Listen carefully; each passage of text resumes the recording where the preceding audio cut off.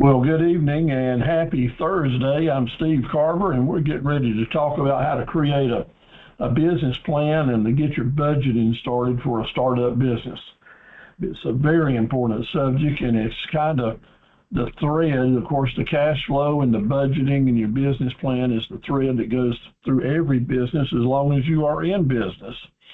This is my presentation number 1173. And I'm so glad that you're joining me on my entrepreneurial journey and let me ride along with you as well. I am not a lawyer or an accountant or a CPA, just a fellow that's been in business 66 years and counting, still very active in several businesses that I own and have done this for a long, long time. Really love it, really enjoy it.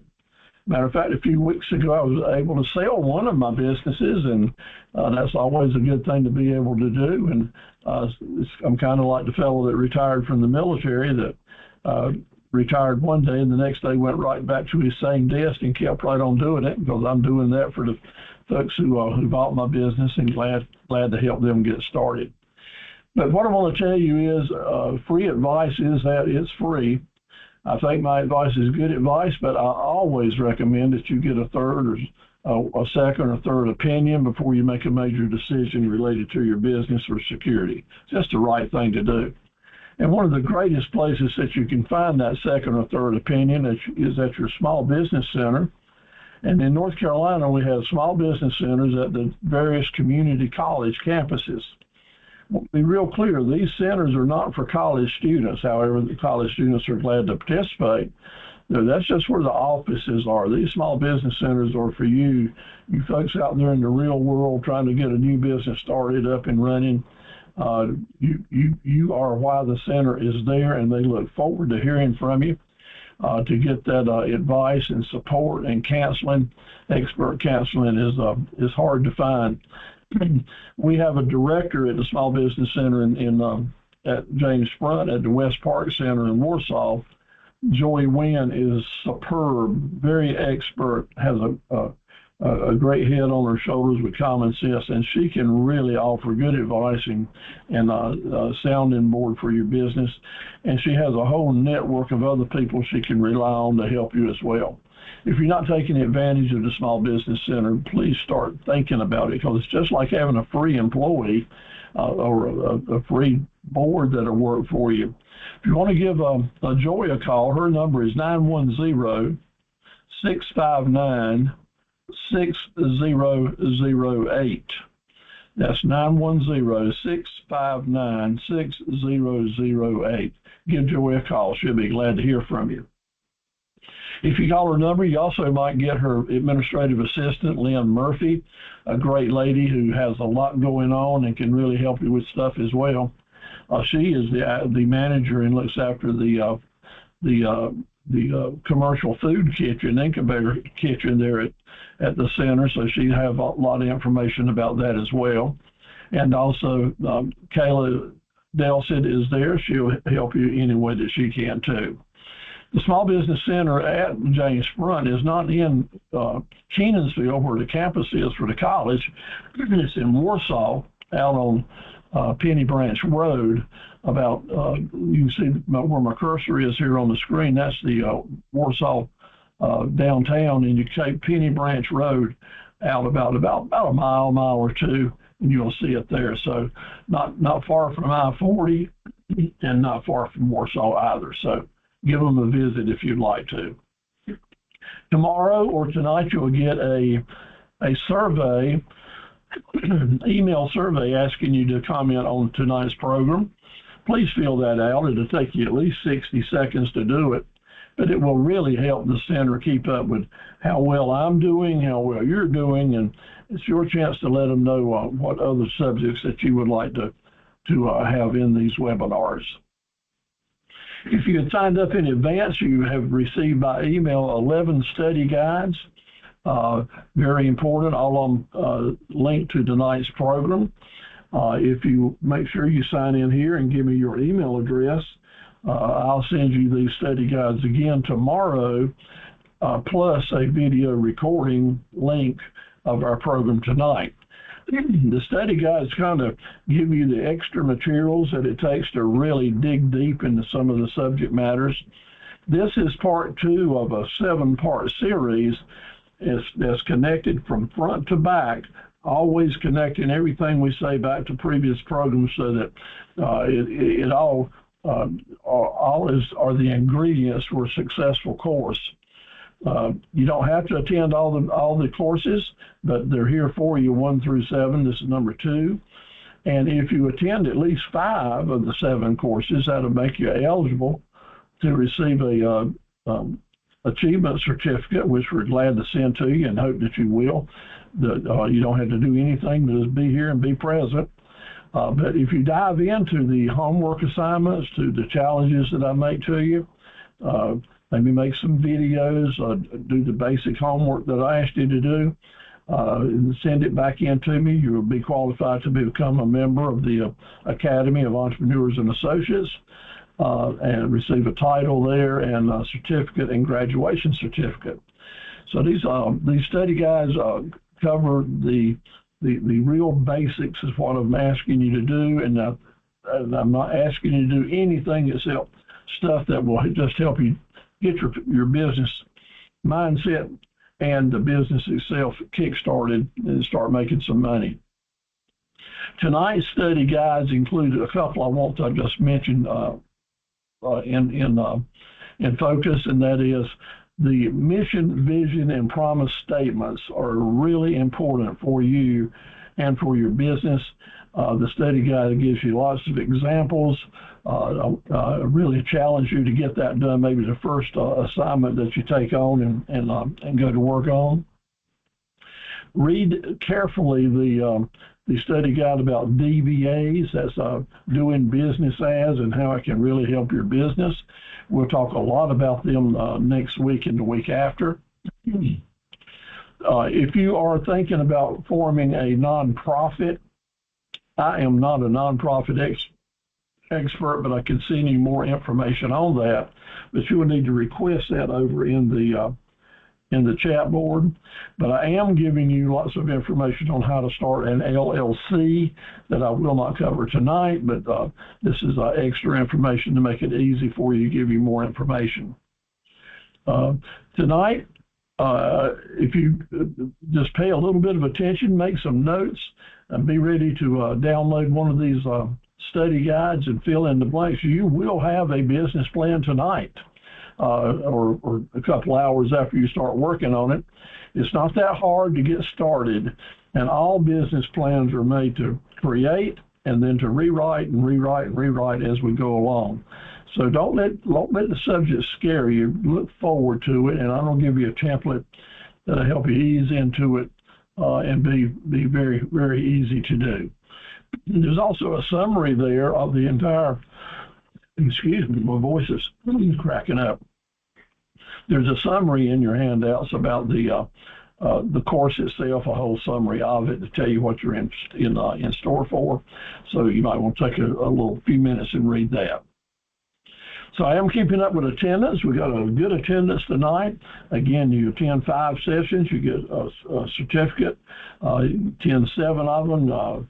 And do your homework and such as that, and you'll certainly be eligible for membership into the Academy and graduation certificate.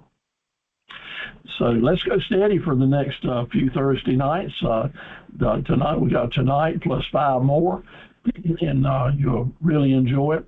My promise to you is I will give you a ton of information, no charge, and glad to share it. And it may be more than any one person who is hearing it the first time can let it sink in. That's why I'm glad to send you the videos and the study guides to help you. But hang with me. If you're wanting to get your business started, I'll give you a lot of great information. You know, if you only picked up 1 or 2 tips a night that save you money or cause you less stress, that is a good, easy investment and well worth your time and effort. I've been doing this for 19 years now. I have probably over 6,000 graduates from my courses. I get letters every day and certainly many per week mentioning something that they learned from a number of years ago.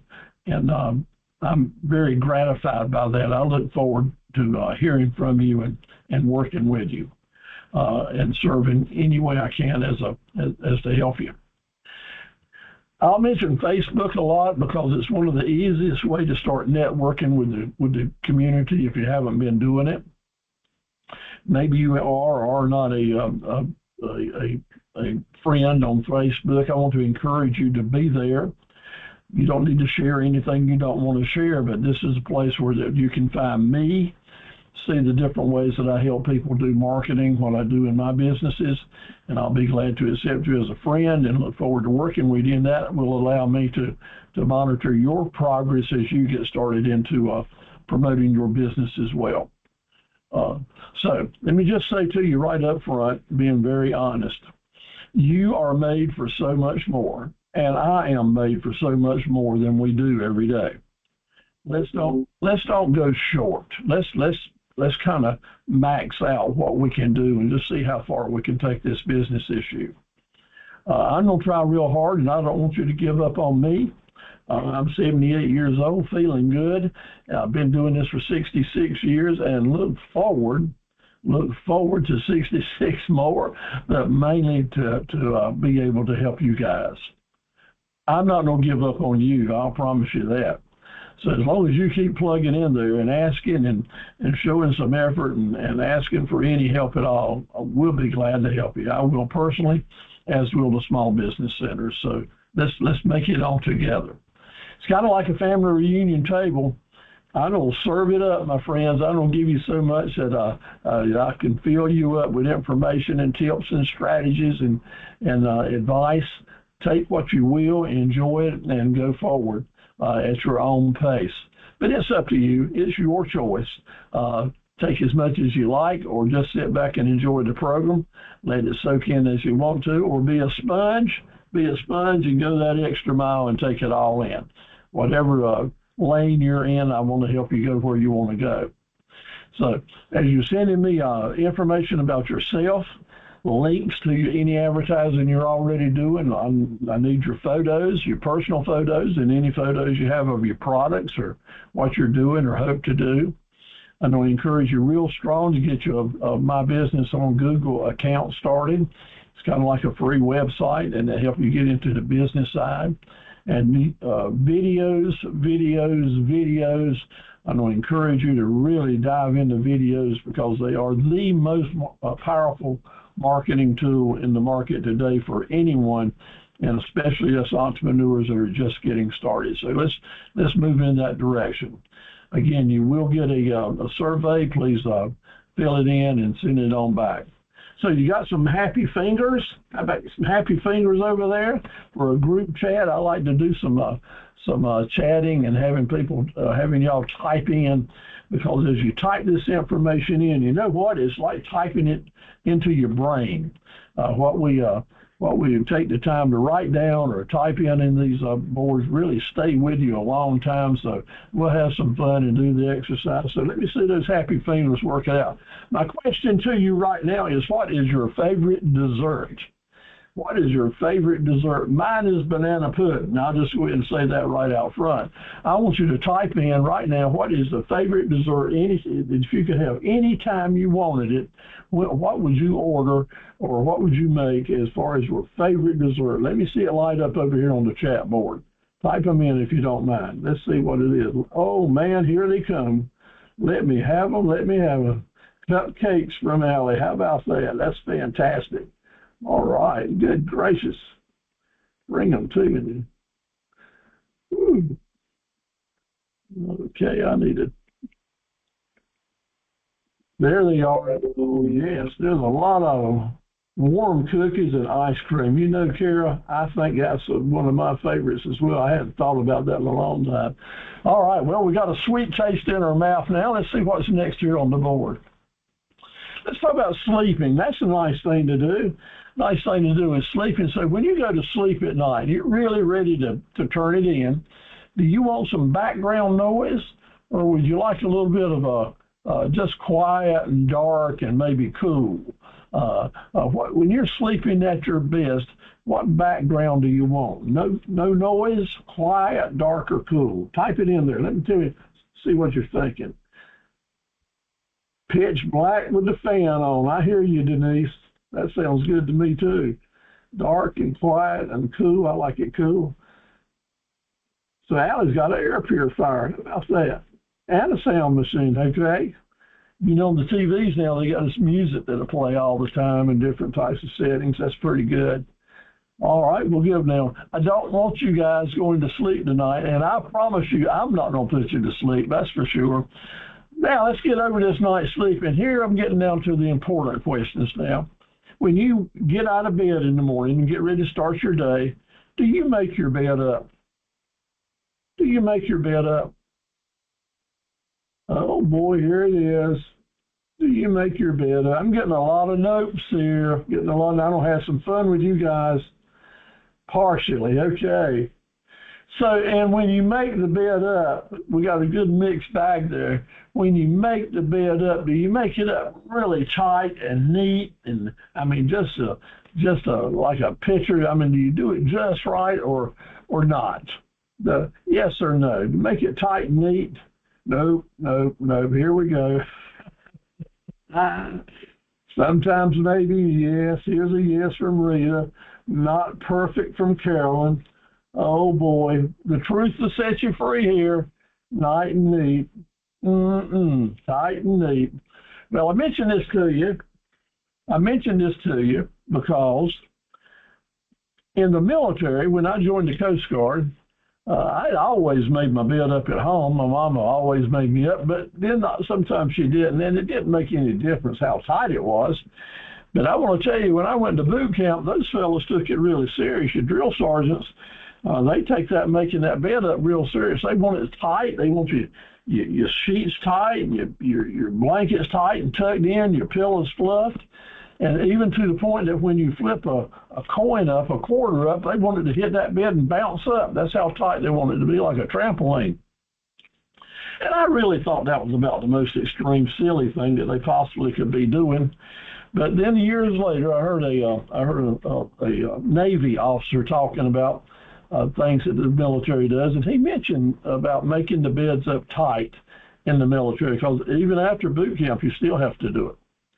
And he said that their logic is that if you wake up in the morning and you turn around and you really make your bed up properly and tight to the point that you're actually proud of it and proud of yourself, that is one of the very best ways to get your morale up and running first thing in the morning, because you can look around before you leave the bedroom there and look around at that pretty bed and say, I have done a project and I have done it right. I have accomplished something and I've done it just right.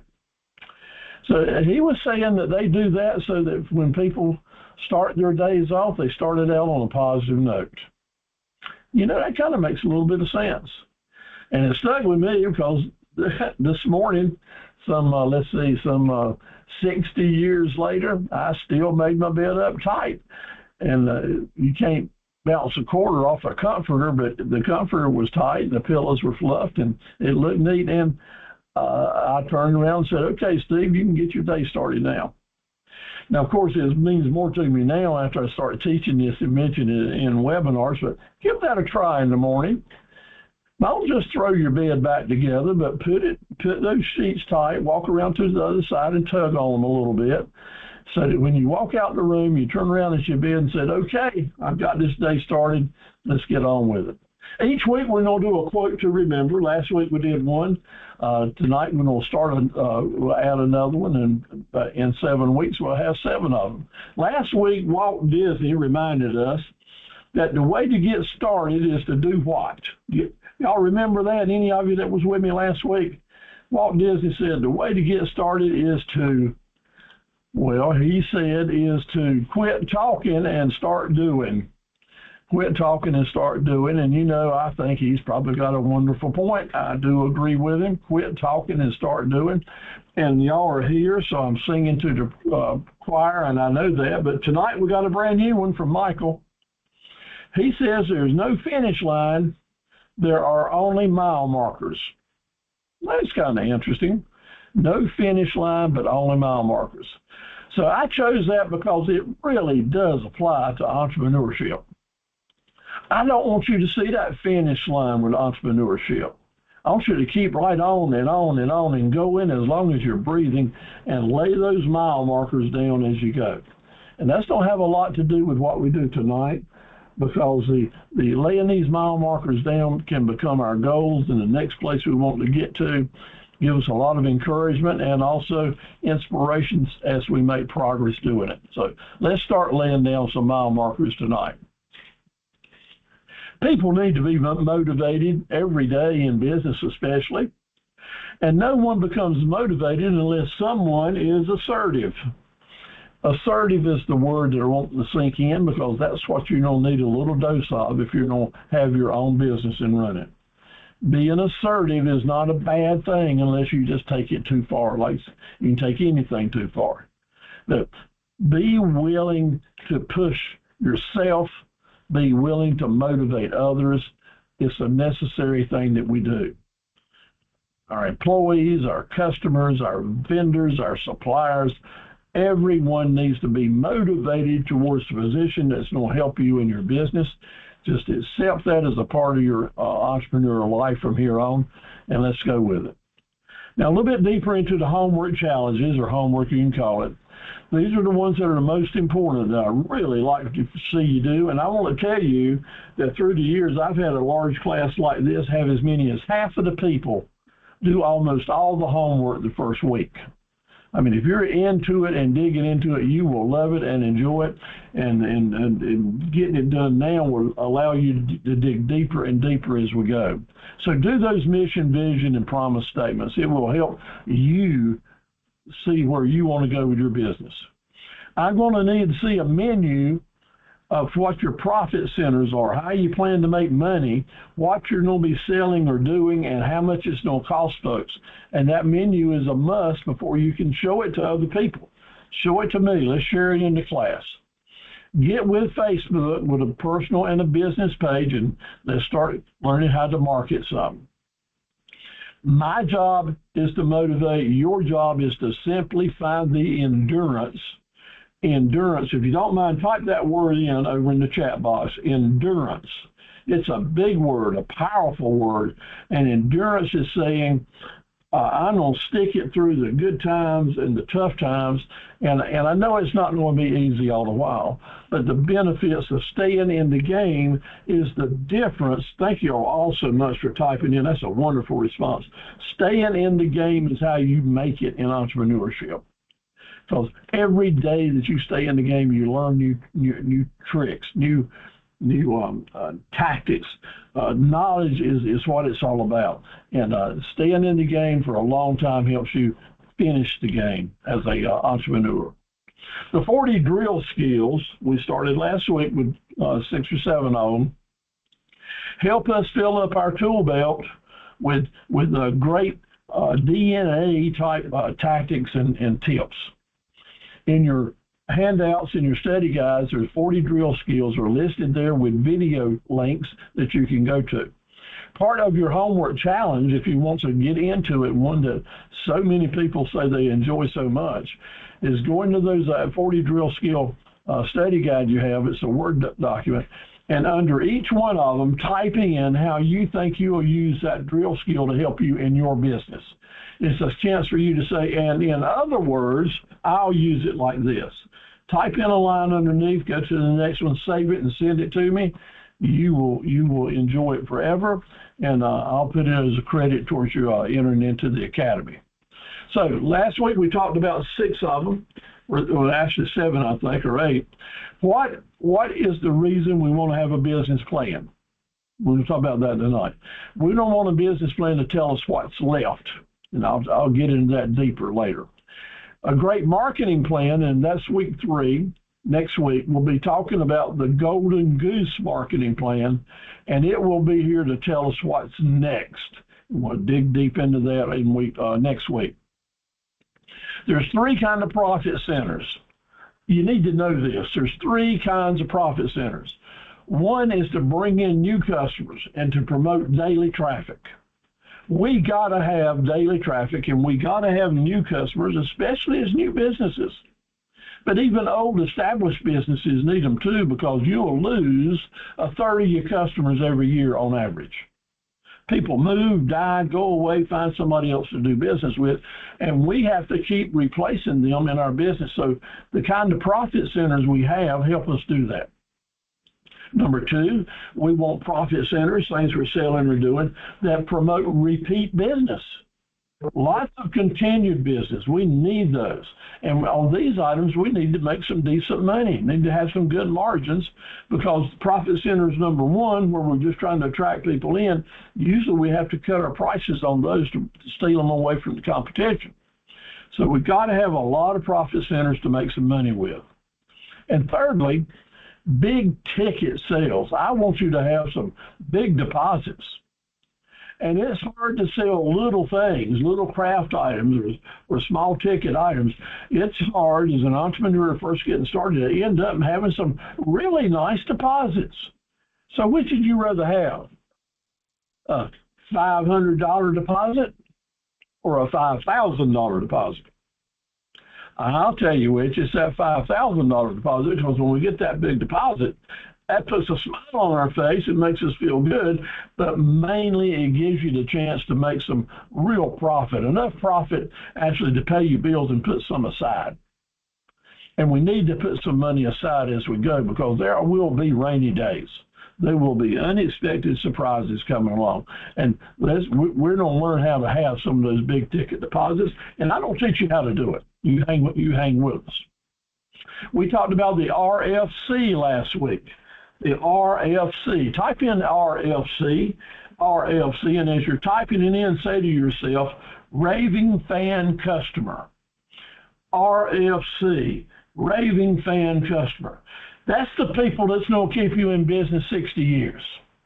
Your raving fan customers will stay with you and brag on you and get other people to come and do business with you. They are wonderful. They are God sent. But you know what? They don't happen by themselves. You have to create them. And Papo Steve-O here is going to teach you how to create them next week. I promise you, because they don't happen by themselves. You have to do something, and I have to do things to create that raving fan customer. Rock, paper, scissors.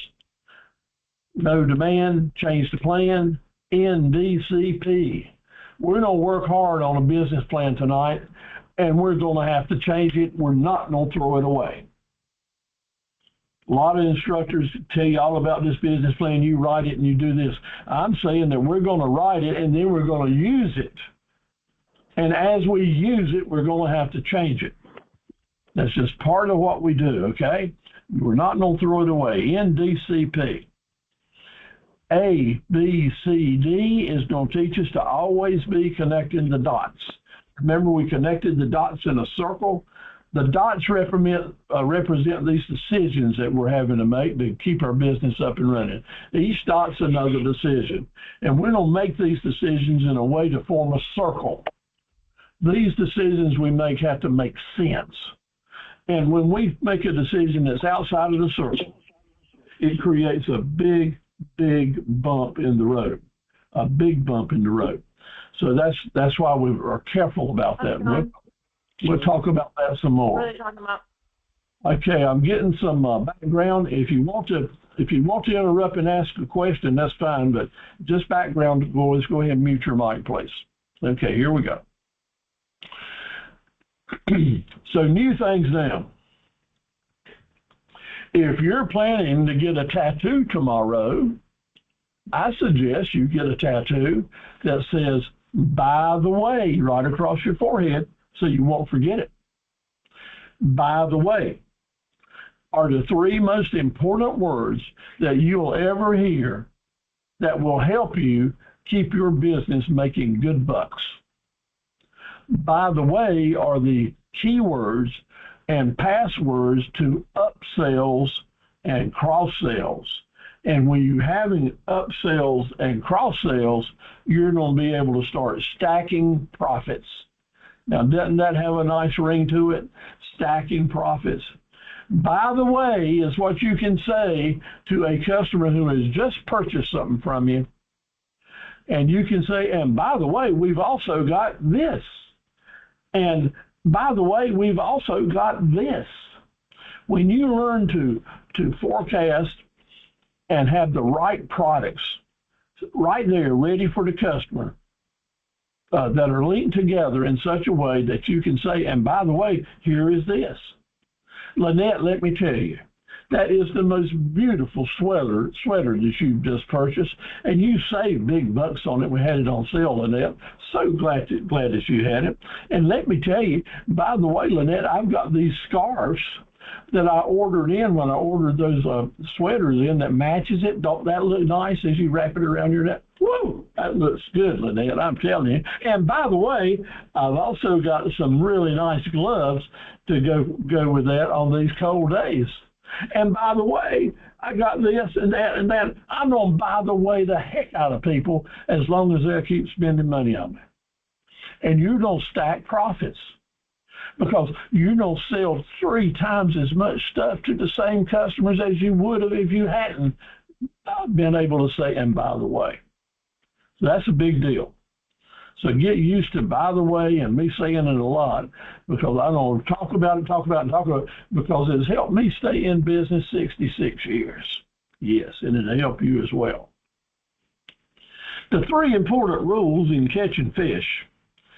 Remember we talked about them a little bit? Well, I'm going to talk about it some more. What were they? The 3 important rules we talked about catching fish. Keep fresh bait in the water. Number 1. Keep fresh bait in the water. Number 2. Keep fresh bait in the water. Number 3.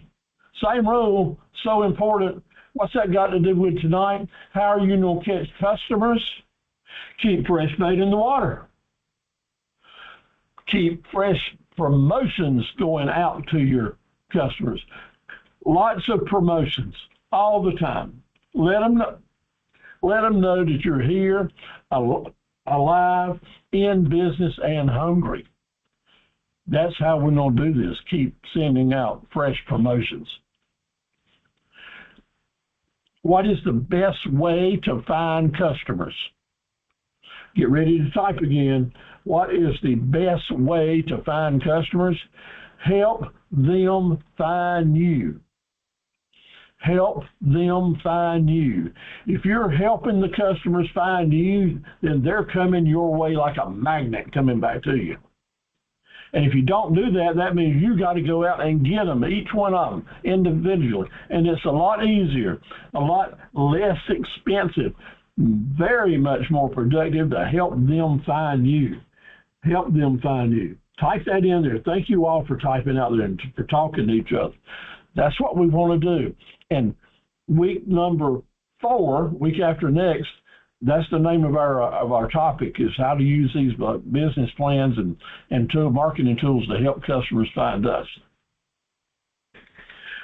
A rule of life, a rule of thumb, a rule of business, a rule of entrepreneurship says we cannot be all things to all people. Oh, I'm good. And I can be a lot of things to a lot of people, but I can't be all things to all people. And I dare say I don't think you can either. We're not a Walmart. We're not a Food Lion. Maybe we'll grow into that someday, but right now we must be everything to some people. That's the key to your business being sustainable. It is the reason my business is sustainable, because to some people, we're everything. If they think of a product or a service they particularly need, and we're in that, they think of us. Yes, we must be all everything to some people. And when we are, they will be our raving fan customers. But trying not to be all things to all people is saying to us, don't waste your time and money even trying to with big advertising campaigns that cost you so much money to put you into bankruptcy. So here's some good news. In a short period of time, if you really pour into your business and it's up and running, and we've got some good luck going on for us, you know what? You'll have some good money coming in. You'll have more money some months than you have to spend. And you'll feel so good about it. You say, man, I got a few extra dollars right now. I think I'm going to pay off some debts here. And that's the mistake. Just because things are going well and you got some extra money today does not give you the leeway to start paying off long-term debts. Now, here's why. If you've got a long-term debt, hopefully it's paying for itself. It's in the budget. It's in your business plan. It's okay. If you just have the right amount of business, you can make those payments, and you plan to make them. But if you start using your short-term cash flow, if you start using your short-term cash flow money to pay off long-term debts, then when an unexpected surprise comes along or an expense, you're not going to be able to pay it. And you don't have to go out of business. Or go borrow money and go into debt and run your cost up. So when you start making some profits, set it aside and start building a surplus, a savings account, a reserve account to take advantage of good deals and to be ready as a risk factor when an unexpected expense comes along. We're going to be planning tonight, and we'll be using the word marketing and advertising quite a bit. And I want us right now to know that most of the time you can take one of those words and substitute them for the other in most any sentence. It won't make any difference. But it's going to make a difference to me. I want you to think about marketing as the long term. Marketing, the long term, the big picture. And I want you to think about advertising as the short term, targeted advertising campaign that you do for a specific product at a certain price for a certain time. Now, advertising expenses will be a piece of the pie. Advertising is a piece of the marketing pie. So our marketing budget will always be larger than our advertising budget. Got that? Marketing long-term, advertising short-term. You worried about your competitor? Who's going to hurt you? Who's going to put you out of business? Who's going to make you cry at night? Who is your biggest, strongest competitor? It's not the other company. The answer is your biggest, strongest competitor is you and your distractions in your life. My biggest competitor is me and my distractions in my life. And we have to learn to deal with that. And what's the best way to learn to deal with that is to become really good and effective at setting and achieving priorities. And this is lifestyle stuff now, I'm telling you. If you want to fight the competitor in this small business you're getting started, let's today start setting priorities and doing them.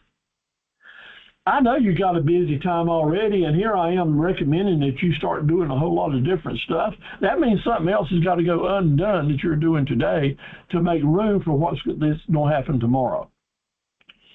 And a little piece of advice, just so simple it doesn't seem like it'd make a difference, but it will.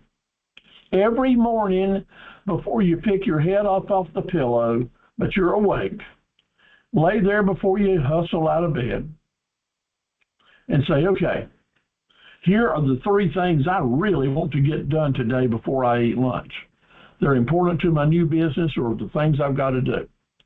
List those three things, write them down in your mind, just like you're typing them right here. Write them down in your mind and get out of that bed just before you make it up really tight. As you're making it up really tight, you're thinking to yourself, well, the next three things I'm going to do today, my priorities are. And before I eat lunch, they're going to get done. You can do it. So for the rest of the morning, you're going to be putting other things off. Somebody call you and say, let me get back to you, or you got other projects to do, and you're going to work on getting those three things done to move forward with your new business. And it works sometimes. And then there'll be those days that nothing works, and you won't get any of them done. That's all right. That's life. But the next morning, you'll lay there, head up, like Groundhog Day movie. Head comes up and said, three things I'm going to do today, the same three things I didn't get done yesterday. Get up, may that be a tight, and go about trying to get those three things done. Let me tell you, some days you'll get those three things done and three things more. And you'll feel so good that you are making progress. Because if you're like me, some days I get up and I work like the devil, and it seems like I didn't get anywhere and maybe even behind. But I still got those priority lists in my mind. Give that a try. I think it'll help you. A lot of people tell me it's made a major difference in the progress they make. Fair market value. Type it in, please. Fair market value, and then take a second and read this. Take a second and read this.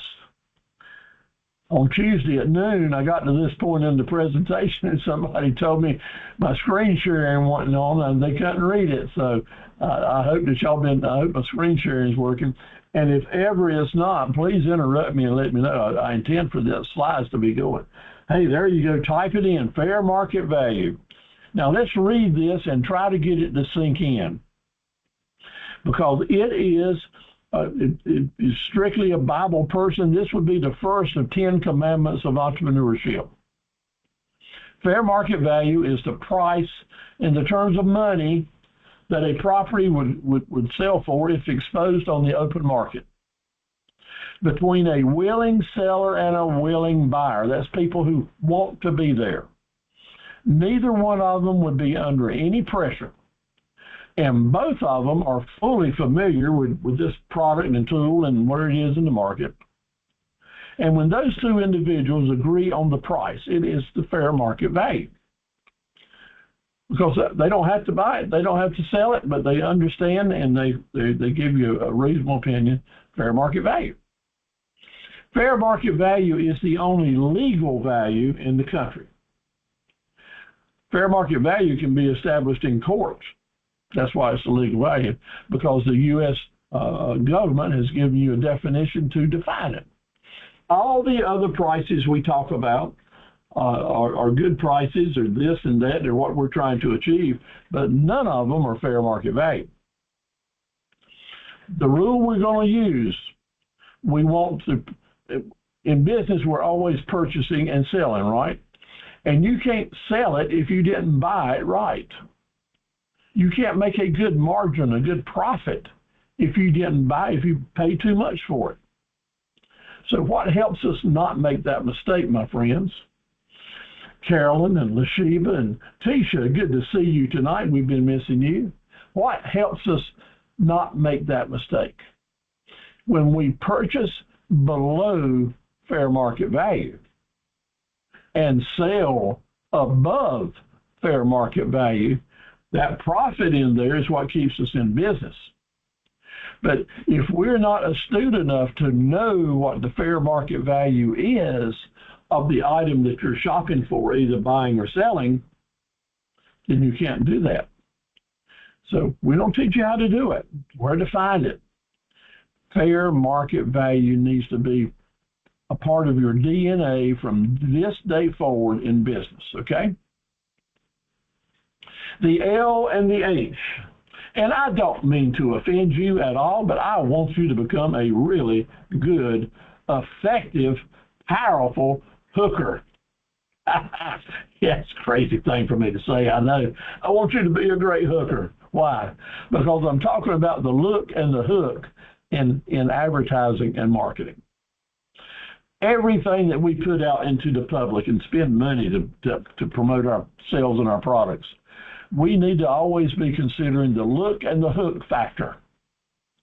The look is saying this thing must look good. It must be a good thing to do, a good thing to look at, because if it don't look good, nobody's going to spend enough time to read the text. But if it does look good, they're going to read the text, and inside that text needs to be found the hook. The hook. The hook represents a call to action, a statement or images that you're putting into that ad that let people know that you want them to call you up or come to see you right now and purchase this thing. A motivator. Being assertive with the hook. That's the look and hook way of marketing. And we're going to get good at it. You're going to get good at it. I was so pleased this past week. The people that bought my business, the wife and the couple that bought it, is a promoter, designer, and really looking forward to learning how to do more. And she designed an ad for Carver equipment that was just great, better than any ad I'd ever put together. Had the right colors, the right theme, and such as that, and just made me so darn happy. And I should have had it to share with you. I'm sorry I don't. I'll bring it up next week. But the look and the hook is the difference in whether you're putting out filet mignon or dog food. Yeah. And your customers like filet mignon. The look and the hook. Okay? Let's talk about some long-term success as we're thinking about writing our business plan and our budget. Long-term.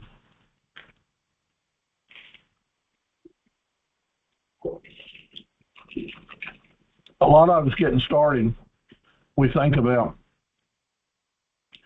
we're going to write a plan that we can survive. We're going to survive this darn thing, this startup period. And we are. But I'm going to say to you, let's take it a next step.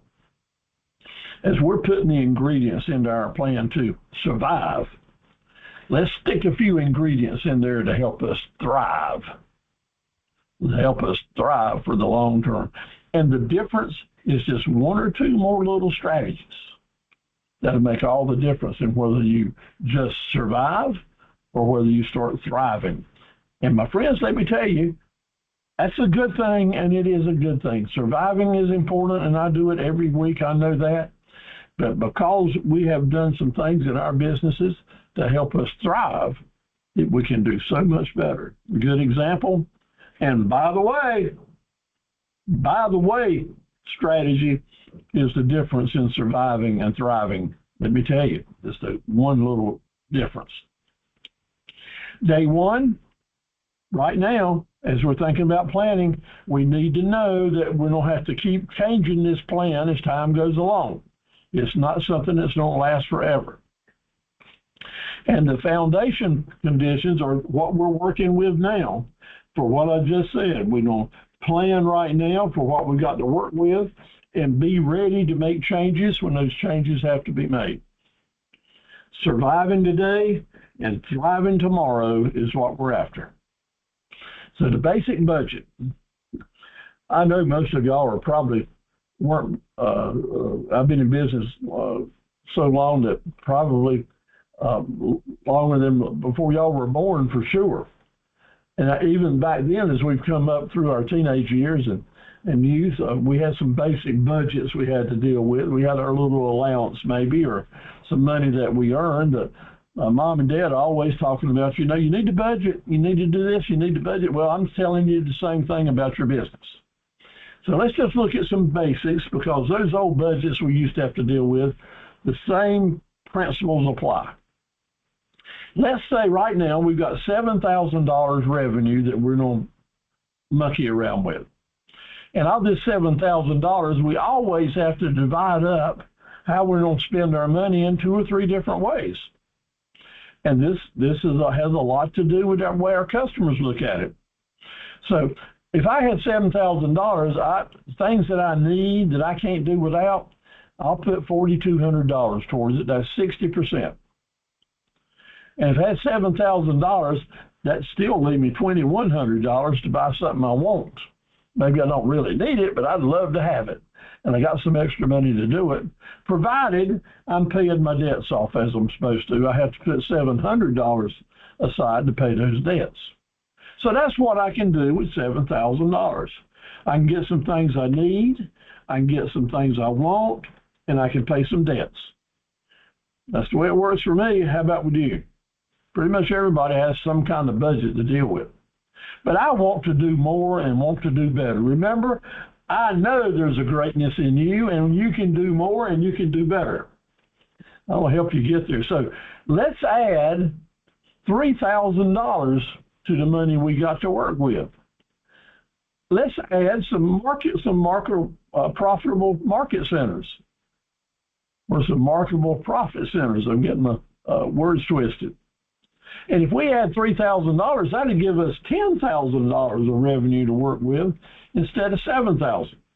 And if I've got $10,000, I can still use that $4,200 on the things that I need because I really don't need any more. And if I got $10,000 now, I can spend $4,800 instead of $2,100 on the things I want, and up my debt payments by $300 to $1,000 just because I added a profit center. Now, that looks easy as banana pudding, doesn't it? It is. And the good news is, Miguel and Sonia, that if your business plan isn't quite revenuing up, let's look at adding some marketable profit centers. And let's add some marketable profit centers that fit in the dot of circles that will help us have upsells. That's basically how you improve your budget.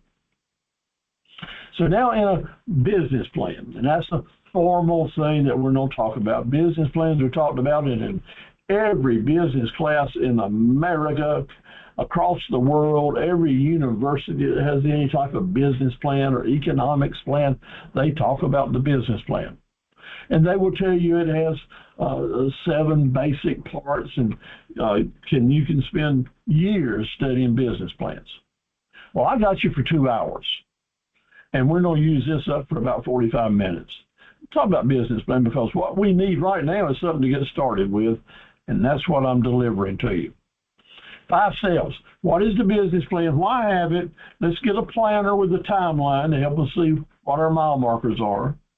We don't have this business plan based on models, on individual models for different income and expense items. And then we're going to learn how to connect these models together like Lego building blocks to create a business plan. Just that simple.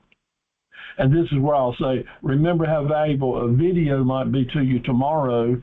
If you're wanting to take this a little slower, stop that video anywhere you want to, make notes, and go forward. So here we go, 5 steps. Why have the business plan? I want you to have it before you start investing big time and talents and treasure and money into your new business. Let's do a business plan first. Let's do a business plan in case you want to be able to show an investor or a potential partner or a vendor your business plan to impress them that they'll share their money or products with you.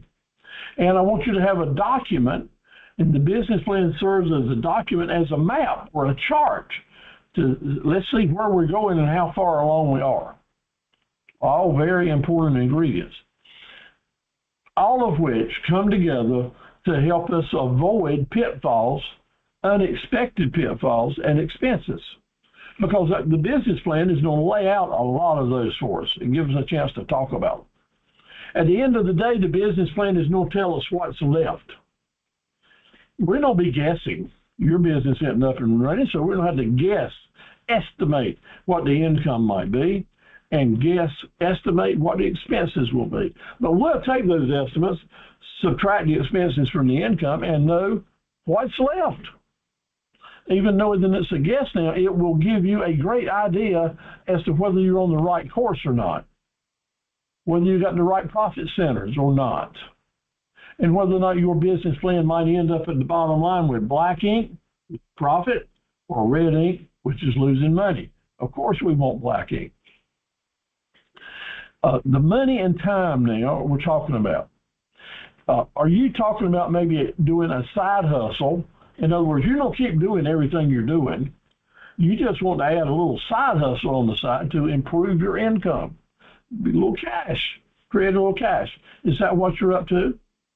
Or maybe you want to have a full-fledged business, maybe a part-time, but it's real. Or maybe this is the big deal. You want to start a business that's going to become your primary income. And that's a big deal. So over in the chat, type in side hustle, part-time, full-time. Give me an idea of where you are and what kind of mix we got. And it'll have a whole lot to do with how I talk from here on out. Let's just take a good look at it. Thank you all. A lot of full-time. Hey, that's great. Part-time to full-time. Full-time, full-time. Come on. I want to hear from everybody. All right. Great. Great. Great. All right. So I'm getting more full-times almost than I ever have in a class before. And that's great. And you know what? That challenges me more so because I'm going to be talking about things that's going to be your primary way of buying groceries and paying rent. And I love that. I think that this kind of class will pay more attention. But whichever you are, we've got room for you, and we'll talk about all of it. So this is going to be your only income, and if it's full-time, I'm guessing it will be a second or a third job, whichever way it lays out. That's okay, and we'll take that in consideration as you're doing your business plan. How many dependents do you have? How many people are depending on you? How many people are depending on you to feed them and to clothe them and house them and educate them, and love them? My God, and take them to church. How many people are depending on you? So that's going to be important. And I want it to be in your mind as you're feeding your business planner, okay? Now, I'll take a second here to talk about the side hustle. Because side hustles are fine, and I have done them. I've probably done 20 or 30 side hustles through the years as I add or try something new in my business. And a side hustle is good as it's an extra income, and it's good. And it's easier for you to do the business plan because you don't use whatever other types of income sources you have right now. And the side hustle will really become just another marketable profit center for you, which will be easier to manage and such as that. So that's good if that's the case. Second income, less stress. You've already got your customers established, probably lower cost of doing business. A lot of good reasons to have a side hustle, even if you hadn't thought of it before. I'm going to do it now. But I have to caution you not to let the side hustle eat up so much of your time and interest and effort that it takes away from your primary income and job. Let's not let this side hustle cause you to get fired or lose that income that you've already depended on, that you can count on. Yes, get excited, but be mature about this thing. You hold on and cherish a good job that you've got that's got benefits and a steady income. They're hard to come by, especially in today's world. And especially if you listen to the news about what's happening when so many people are getting fired and laid off. So hang on to what you can. But let's love these side hustles, and let's go forward with them, but be smart about it. Don't let it mess you up permanently, but let's go and get that. How are we going to do this? Well, one of the first things we'll recommend to you is that you have a pre-planner, a plan for the next few months on what you need to get done, to get this business up and running, what you need to get done to get this side hustle up and running.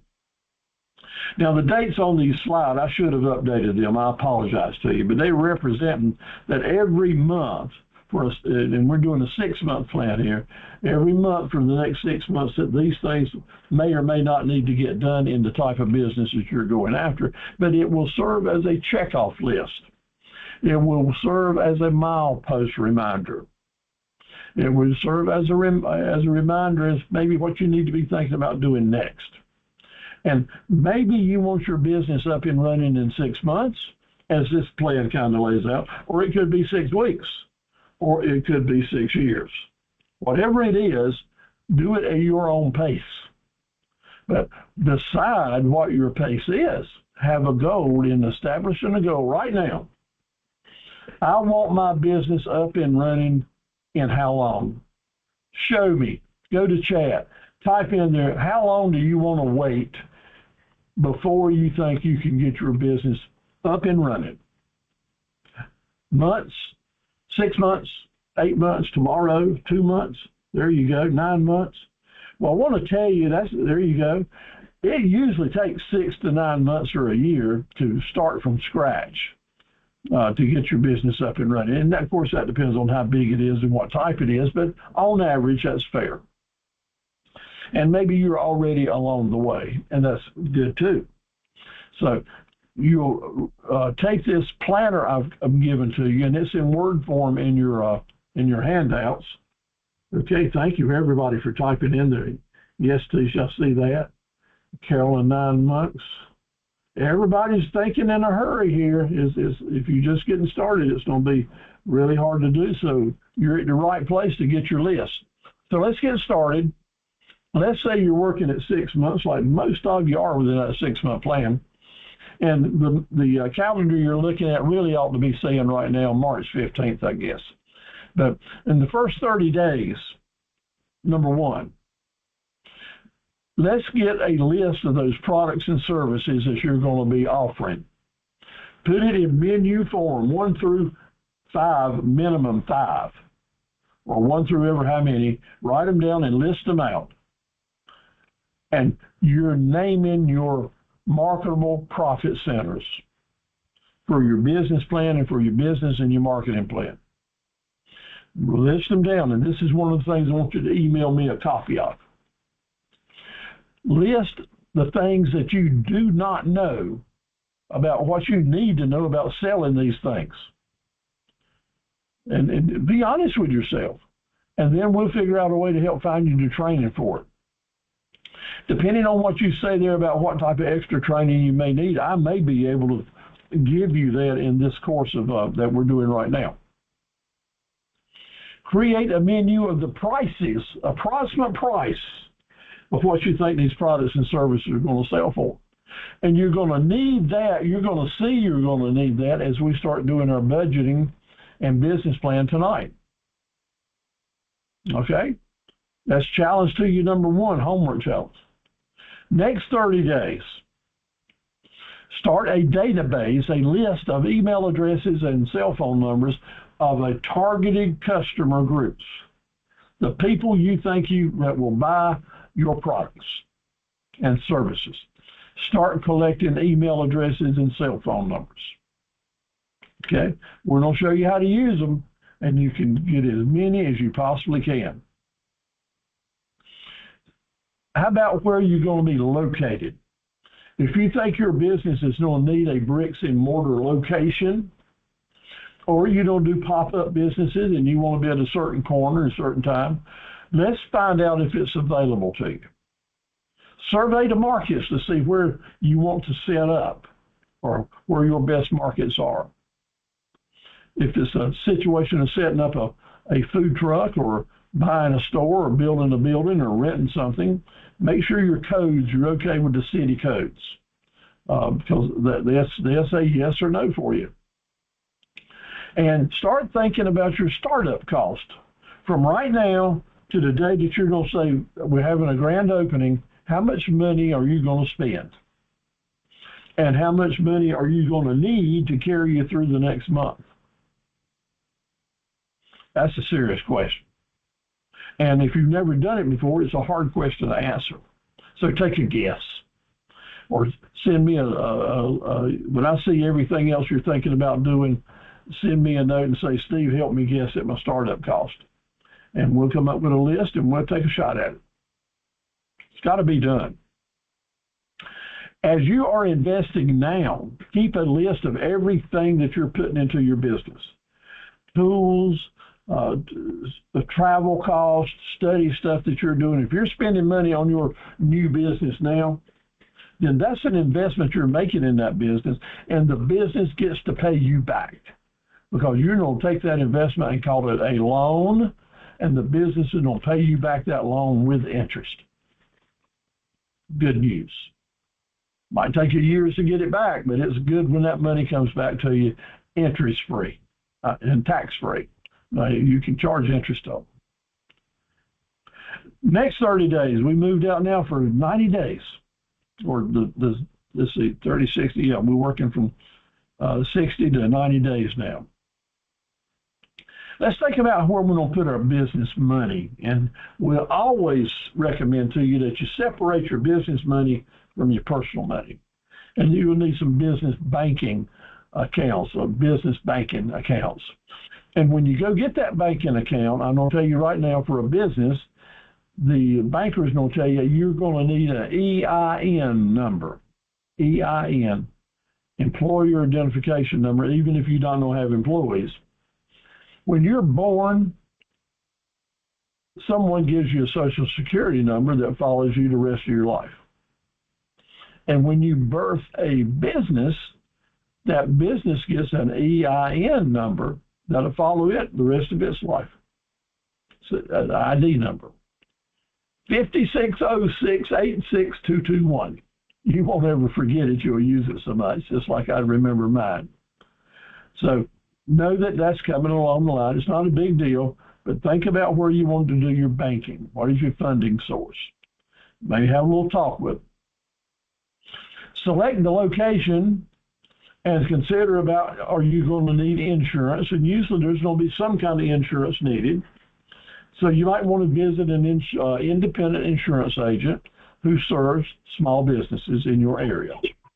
That can give you lots of information about getting started and a general idea about what your insurance costs will be. Make a note of that because you're going to need it. Mute the mic. There we go.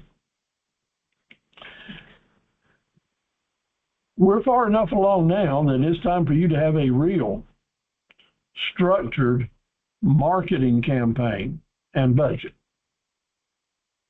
After next week, I'll show you how to do it. Give you lots of examples. Marketing budget. You want to get a return on your investment in marketing. But what does that mean? Well, you're not going to get a return on an investment if you don't make the investment, right? So let me just throw a number out there to you. 6.5% is a good number for you to consider starting with. So I'm saying that if your goal is to generate $100 in sales, I suggest to you that you go ahead and plug in at least $6.50 in marketing. And as those $100 go up, those other percentages go up as well. But that's a good place to start. Sometimes it's right on the money. Other times we have to add or subtract from it. But the marketing budget starting at 6.5% of your revenue goals is a good place to start. And we'll take it, we'll divide it out and show you all the ins and outs of it. Do you know how to negotiate? You hadn't had any experience forecasting, but now it's time to think about where you're going to buy those products, how much it's going to cost you, how can you negotiate to get the very best price and terms. And in week 6, we'll dive into negotiating and forecasting and give you lots of information on how to get started down that path. So there is a lot to do here, and we're just in the first 90 days. So let's see what's next. Well, 90 days out of being open, we need to start marketing. We need to start sending out some advertisements, getting our information out to the public and to our database. We need to prepare the location that we're going to sell from. If it's a bricks and mortar business, start finding some furniture and fixtures. Making sure that we're meeting all the codes, all the licenses that we need to. We need to have our tax numbers for a resale and sales tax. If we don't have employees, make sure we're ready for the withholding taxes that they will need. And we'll talk a lot about where to find that information and give it all to you. During the next 30 days, we need to have some inventory. Let's start getting our stock in. Let's start learning how to merchandise and enhance our merchandising skills. Have some employees and do some training. Maybe even practice on some customers, have some soft openings, let everything be tested, so to speak. So that's what you want to do. If you know you don't have a bricks and mortar store and be selling stuff off the shelves, that's called merchandising. And if you'd like to do some good reading and get kind of up to date on that, ask me to send you my merchandising study guide. You'll find it very, very helpful, no charge. Anything that I send you is at no charge. Merchandising study guide, just ask for it over in the chat board. So The biggest mistake that you will make starting your business is to go through a lot of expense and trouble to bring a lot of people into your business for a grand opening and screw up. Have all these people here, but you really weren't ready to serve them, and they went home unhappy. That is big time reverse action than what you want. What we do want is to be ready to sell, to be ready to offer customer service, to have employees knowledgeable, know how to close a deal. Make sure the bathrooms work. Make sure you got plenty of room and everything's safe. Your grand opening needs to be the biggest plus that your company's going to get forever. And it needs to be right. Now, you can have a soft opening and make it last as long as you want to before you have a grand opening, and I suggest you do that. Start steady, make a little money, and when it's time to really blow it up and have a great big celebration and grand opening, then go for it. And it's important that you do. Have that grand opening. That'd be a great day. And I've had the chance now through the years to attend quite a few grand openings from people just like you all that got started and did it and invited us and the Small Business Center directors to help them. And we get the Chamber of Commerce involved to help you and such as that too. That's a good thing. But you know what? It's just the beginning. The grand opening is the beginning to really start making your marketing plan work. Because marketing works best only when you are in a position to follow up with your customers and start creating raving fan customers. The sustainability, the duration, the long-term ability to stay in business comes down to, in my opinion, several very important factors. And many of them can just be wrapped up in two words that I'd like for you to type in, trying to keep you awake. Don't mean to be messing up your supper, but I want you to type in two words that will be the hallmark of this whole series of classes. And the two key words are create relationships. Create relationships. Thank you, Allie. Oh, man, thank you all. If we just want customers to come do business with us one time, never see them again, or maybe not see them till next year, well, let's go on up to the state fair and just play state fairs. That way you'll see a customer once a year, maybe. I don't think that's what you want. I know it's not what I want. I want us to have customers that are raving fans. Thank you all for typing in there. That is a great response. I want us all to have raving fan customers that like us, that know us, that trust us, that look forward to giving us a chance to do business, even if they know that maybe we can't supply the product or the price that they want. Because you know what they'll do? They'll tell you, hey, man, I sure wish you had this in stock, or I sure would like for you to start stocking this or offering this service. Those raving fan customers who have customer relationships with you, they're your lifeblood. And it's the key to staying in business a long, long time. So the pre-planner is all about getting your ducks in a row to start actually doing business and working with those customers as you come along. It's in your handout. Write it out and change the dates to suit your plans. And then let me know if there's anything there you got a question about or anything that needs to be added. So congratulations. In front of you now is a slide, and it's in your handouts, in your study guides that you can print out, is your business plan.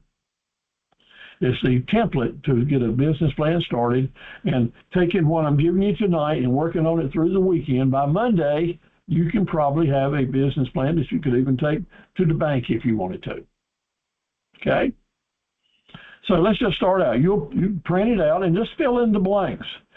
It's time to come up with a business name, even if it is fictitious, even if it is an alias, but start. Come up with something, just put maybe. and write in that business name. Start thinking serious about it. Then your name and address, your email address. Do not write your social security number in your practice thing. If you go into a lender and you have to write it in, then you just pin it in and it'll be just fine. But put the line there because it will come up if you're going to borrow money. Fill in the basic information. And now we're going to write some short sentences based on what I've already talked about. Tell what the product is and the solutions. If you're going to be bringing solutions to the market, just type in what you plan to bring to the market. Talk about the area, the region that you plan to serve in, that you plan to sell in. That's either counties, towns, portions of the state, regions of the countries, or nationwide or worldwide. Whatever it is, just a simple paragraph to explain it. Talk about who the most promising customer target groups you'll have. Who is going to be your best group of customers? Groups with an S. The different people that you think they're going to want your products. And we're going to remember right now, the more products we have, the better diversified they are, the more diversified your customer target groups can be. And the more means the more business you're going to have. So diversity is very important. Be smart enough to know that every business has seasons, times of year, that some businesses do much better than they do at other times of year. Show your lenders, show your potential customers that you're savvy enough to know that and mention it in your business plan.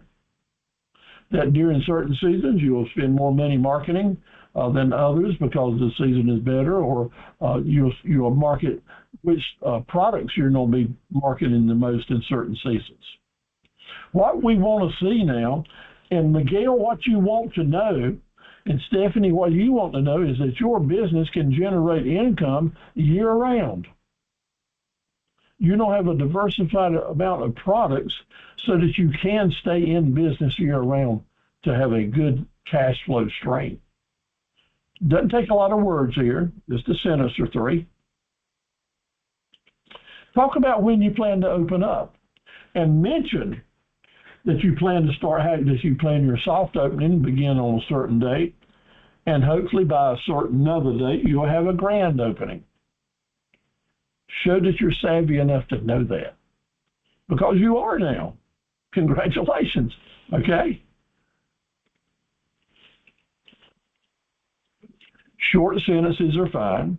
Talk about the resources or tools or money that you're going to need to start with. And you don't need to dig in too deep here. Talk about how you don't use these items, just a few sentences. Talk about the various ways the company will generate income. And this comes right back to that menu of marketable profit centers. You just list them right down there. And beside each one, you might want to estimate the first revenues, the total revenues that those individual profit centers will bring in during the first 6 months, if that's what you're basing it on, or a year, whatever the time period you're basing it on. But just a general estimate of what you think the revenues would be. You'll know that after doing your business plan tonight. Tell how much you've invested in the company to date, how much you have on hand now, and how much needs to be borrowed. Go ahead and write that down simply. Now, remember that you're doing this on some type of word processing thing that when you're actually ready to print it out and give it to one particular entity, you'll be able to rearrange or erase certain parts of it. But go ahead, while you're doing this now, fill in that line, fill in those lines and save. So that's the basic business plans part right there. So now we're going to talk about your loan if it's for a loan application. It's going to need your signature and date and a copy of your startup budget, which we're going to do tonight, and a personal financial statement, which is a pre-printed statement that you'll get from any loan institution, or I can send you a copy, or you can print it off the internet. Pretty cool, huh? So that is your proposed business plan, 2 or 3 pages long, nothing hard to figure out there. Congratulations. Go ahead and do it. Show me that you've done it and send me a copy of it. That'll be part of your challenges. That'll help you get to be a member of the Academy. So now we're going to talk about actually doing those budget planning and actually getting into showing you how to put together the numbers for a business plan using models. The tools that we're going to be using are, we're going to focus on the different types of profit centers. We're going to remember we need at least 5 of them. We're going to remember that the more diversified profit centers we have in groups of potential customers, that multiplies out to having more cash flow, which means we can have a more manageable budget. And we're going to list our profit centers, our income generators, and our expense generators, and have a model for each one of them. The word model that I'm using now is an example or representative, but we're going to put it in the form of a Lego block that can be snapped together. We're going to connect and assemble our models to create our business plans and our budget. Not oversimplified, but very easy to understand and to make work for you. So an example, for a profit business, not for a nonprofit, but this is for a profit business, we'll have models, we'll have blocks that talk about our individual profit centers and our individual expense items. Now, this little example is not unreal, and it shows that maybe we were getting started here as an example with, we've got a marketable profit center, a MPC for new customers. Like, remember, number 1, and it's going to bring us in $3,900. And then we got a marketable profit center for package deals that maybe we put together, bring us in $21,900. And we got some big ticket sale models that bring us in $56,800. So our income with these models is $82,600. That's a chunk of change. Okay, and we're saying here maybe this is a 6-month period.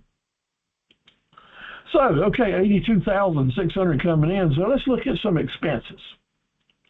Well, we got $37,000 to pay in expenses. I hope that's just 1 month or 2. Our general expenses, like for insurance, is $14,900. We got payroll expenses of $84,000. So generally, we're planning on spending $136,000 when we added them up, which means that we are losing $54,395. Now, let me tell you, my friend, usually when we start up businesses, the first plan you put together will show a loss. And don't get afraid and don't throw it away and say there's no chance here, because that's just what's going to happen. Then you're going to learn to divide out, well, how many months am I looking at and how to spread out these expenses to make it work. But bottom line, most all of us ever does a business plan, we have to look at it, scratch our head and say, uh-oh, what do I need to do now? And that's why we're here, to get started. So we'll take this one, we started on it, and it's easy to see. We need to generate around $60,000 if we're going to have black ink at the bottom of our business plan and budget, right? Business plan and budget, because they're all together, really. Just which word you want to use or how you're going to use the document. So I want to start out, let's add 3 profit centers that'll bring us in $25,000 each and increase our revenues by $75,000. And if we do that, we'll change that bottom line down there to black ink, and we'll end up with a surplus of $20,000. Surplus or margin or profit or leftover, what's left? 20,605. And that sure looks a lot better than losing 54,000, doesn't it? It will always come back to creating more profit centers or cutting expenses. It's just that simple. And it always has to be done, and sometimes every year you'll have to be changing your budget and your business plan to get there. So we got those models, and they're all labeled, and now you've got a sheet of paper with blanks on it. And these blanks represent the different types of models that you have designed to bring in daily traffic, to bring in new customers, high margin items, repeat business items. In other words, I'm saying to you, you're adding profitable market centers to serve a need, an income need of your company, not just to have something to sell, but you're adding profit centers that will serve a particular customer group that you need or a type of sale that you need.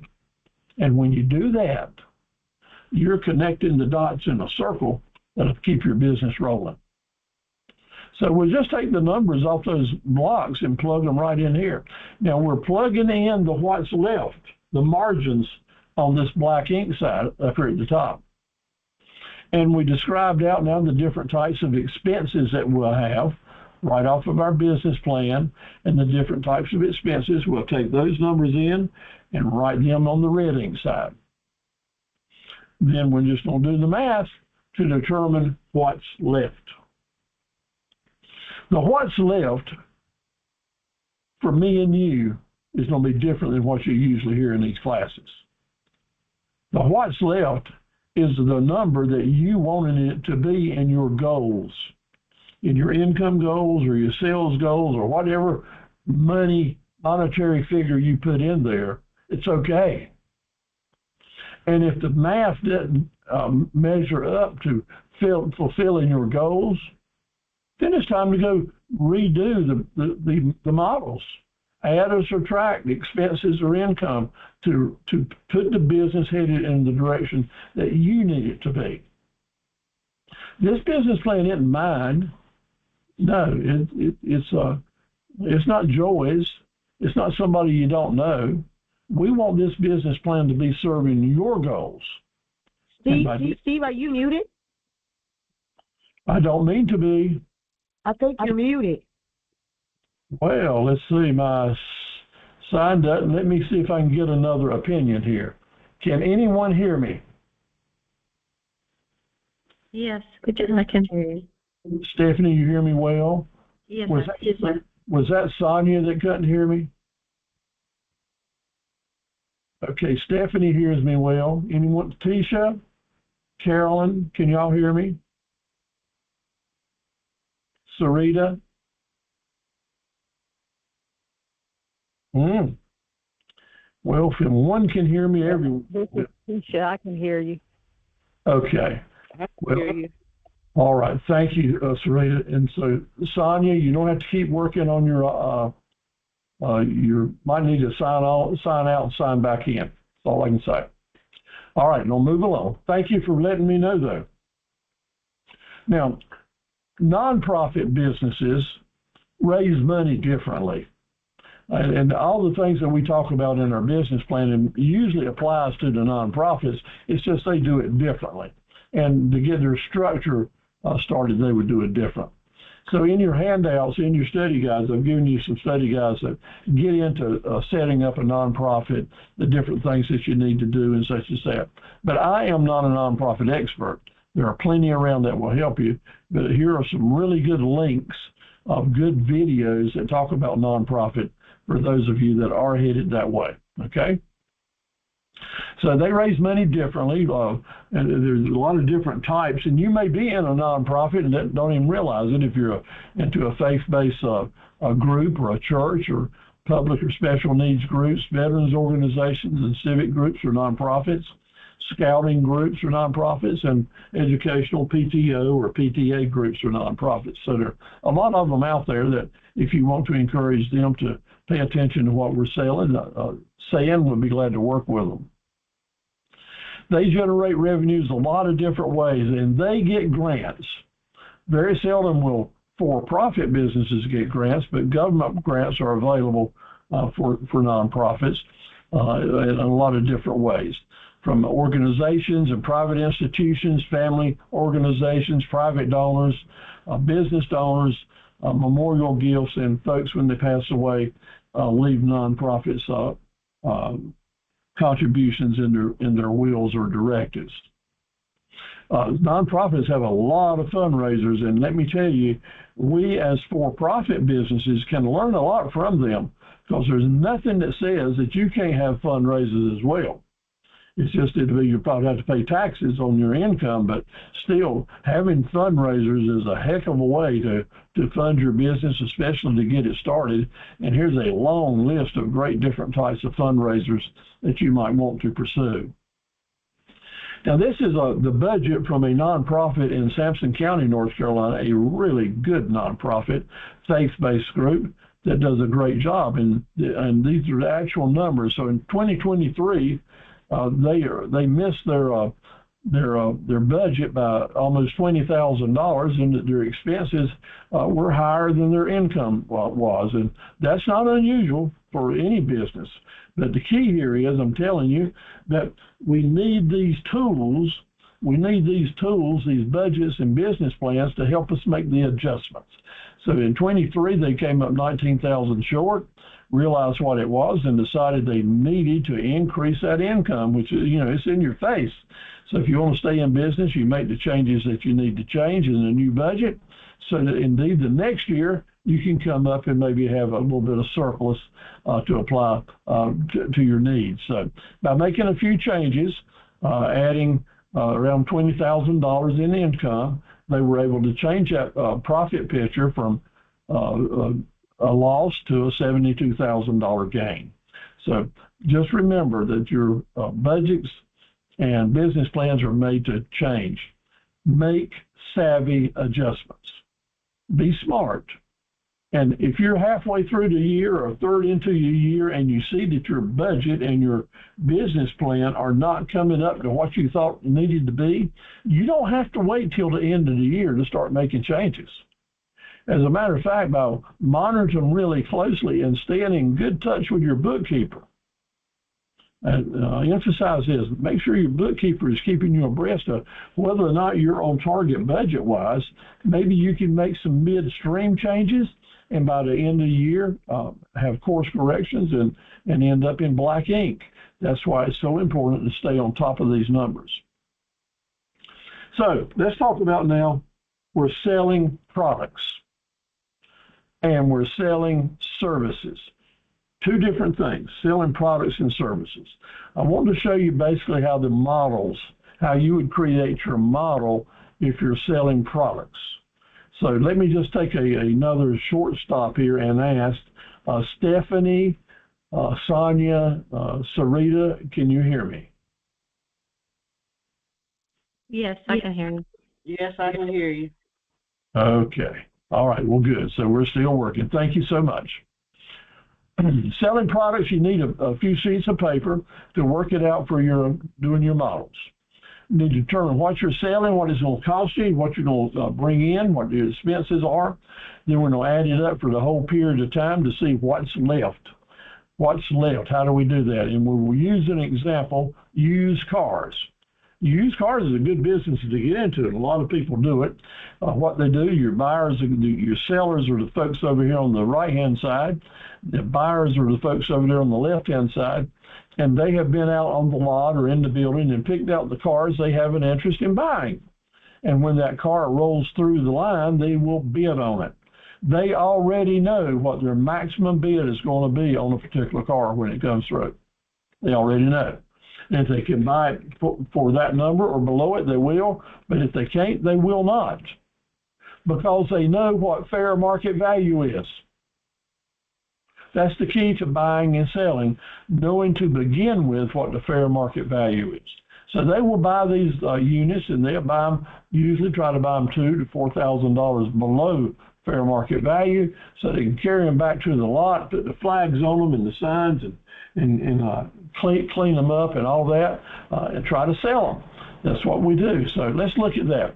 A model for them would be cars that sell for $6,000. That would be one model in that business plan they're putting together, a $6,000 car. And they're not going to spend more than $4,000 at the auction to buy that. That would be a rule of thumb. If I can't buy it for $4,000, someone else can have it, because I don't think it will sell but for $6,000. And a good used car dealer in a populous area will be able to sell 15 cars a month in this class, just in a general population. And if they sell $6,000 cars, they have generated $540,000. That's $500,000. So see right here that small businesses can create big bucks. But to make that $540,000, they spent $360,000.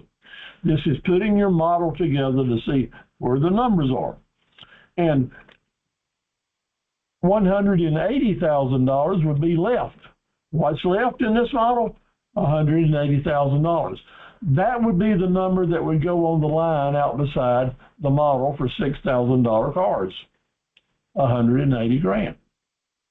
Pretty amazing how you can do that. And this is the lesson to tell you that as you're thinking about adding profit centers to your business, automatically think about how many can you sell a month, a year.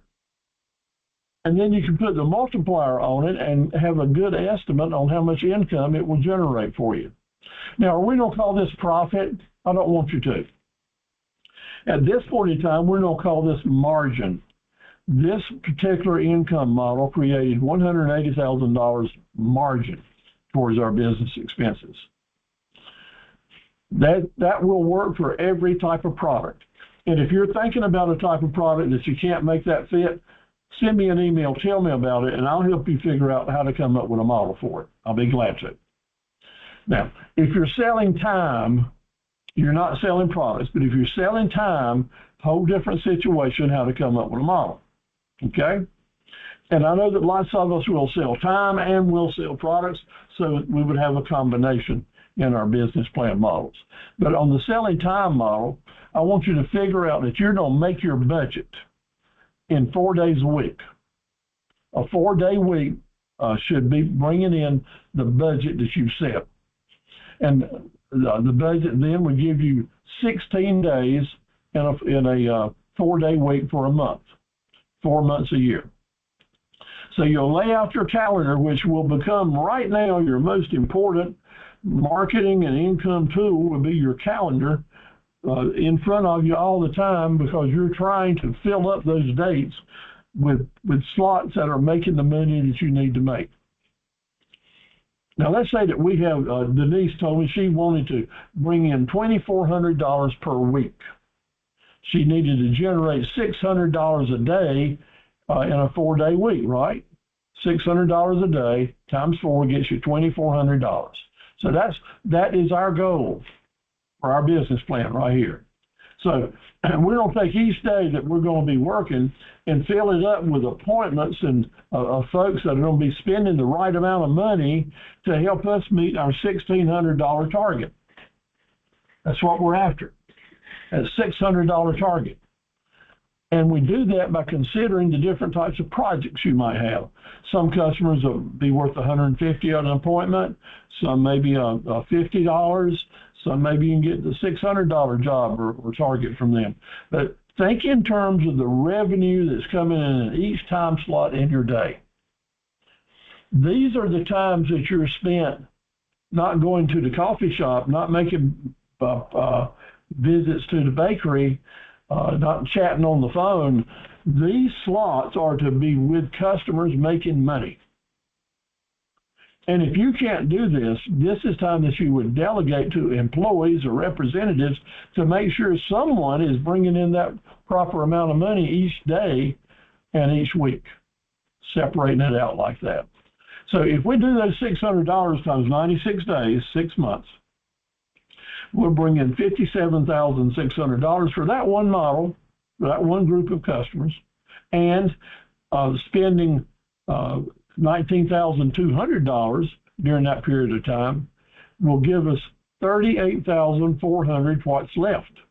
Now, if that's a 6-month deal, that's 2, that would be a $76,000 income on this business plan. We're going to call it margin. This is how you would do your model for that particular type of business that you were doing. When you fill your calendar up, it's time to bring in more employees and start another calendar or another crew, ever how you do it. By managing your selling your time for money business with a calendar like that, you'll know when it is time to bring in more help and start a new calendar. Again, you put your models together, you see whether it's red ink or black ink, do the math and move on, and then fill in the lines. Fill in the lines. Now, in selling services, just like selling products, you need to have profit centers, types of services that bring in new customers, that give you some big ticket items, that are repeat business type items. Design your business plan with these marketable profit centers to be diversified to help you stay in business all year long. You can print this brochure out or a diagram out and use it just as a scratch pad, pencil and with an eraser, and start writing in the different types of expenses and income you'll have as a worksheet. Then you'll take these numbers and then go over and start doing your models. And when you have your models together, it'll be time to plug them into your business plan line. That's what you're doing. Now, what's easy to forget? Don't forget about you have to pay taxes. I'm talking about all the items you're purchasing. That's going to run your prices up somewhat. And be careful now, if the president puts the tariffs on us, we don't have to add more to that. So just know that may be part of the safety margins that you put in. Don't forget that if you have borrowed money, you're going to have to start making interest payments. That needs to be factored in. When you get insurance as a business, usually you pay the first 2 months in advance, and that's easy to remember in your business plan. But from there on, remember that you don't have to make monthly insurance premium payments. Put those in there. Big mistake is not to plan to save some money. Even if it's a small amount, put in your budget and in your business plan a reserve account. And each month, start trying to build that up. Have a minimum amount that you're putting in each month, because someday you're going to be really glad you have it. And if you don't have a reserve account, it's going to be important for you to have a credit line or some credit cards to help get you through tough times or curveballs that come your way. Everything is not perfect. You and I can do the best business plan that's ever been done, and something will come along to mess us up. So we always don't keep our guard up, and we're not going to die if something bad goes wrong. We're going to work through it with good risk management tools, and know that we can do it if we stay steady and keep all of our dots in a good circle. Your goal is your success is our goal. And I really want to see you achieve it and be a part of it to help you get there and to continue to work in such a way that you're proud of what you're doing and making it work. Next week, I want you to be working on your business plan and start sending me in this homework. Your mission, vision, and promise statements, your menus, pictures of yourself and your products and links to your Facebook pages or other marketing you're doing. Give me a chance to help you put together a marketing plan and share it with our class. We'll learn a lot from each other every week. But next week, right here on Thursday night and next Tuesday at noon hour, we'll be talking about the marketing plan. You're certainly welcome to visit both of them. I like to see a lot of repeat customers, as we have here tonight. We're a great crowd. It's a little cold outside, and it's dark outside. So light your candle. Let it serve as some warmth and light for yourself and for your friends and family out there. God bless you. Ask Jesus to help you along, or whoever you find your faith in, or your inspiration. Ask for help. Most of us do this work right by ourselves, and I know that probably most of y'all are in that as well. I'm here helping you. I don't promise you right now that I will pray for every one of you tonight to have a great week and a successful business, and do that for yourself as well. So, any comments from you? We'll be glad to have you. Otherwise, we'll look forward to seeing you next week. Turn your mics on and let me know what you think. Remember, over in chat, if you have any comments or want me to see any particular information that I may have mentioned, I will do it. Several of you have not signed in or listed your email addresses. Please do that so that I can send you copies of the video for tonight. Kara, I don't see, you may have already typed in, and Hope, make sure that y'all type in and give me your email addresses. Someone's on the screen named as unknown. How about go to chat and give me your name, email address, and town, and we'll send you enough information to start an encyclopedia on how to get your small business started, and all you have to do is put it to work. So thank you very much. Tell me what you think. Thank you. It was great information, Steve. Awesome. Again. Thank you, Stephanie. I appreciate you.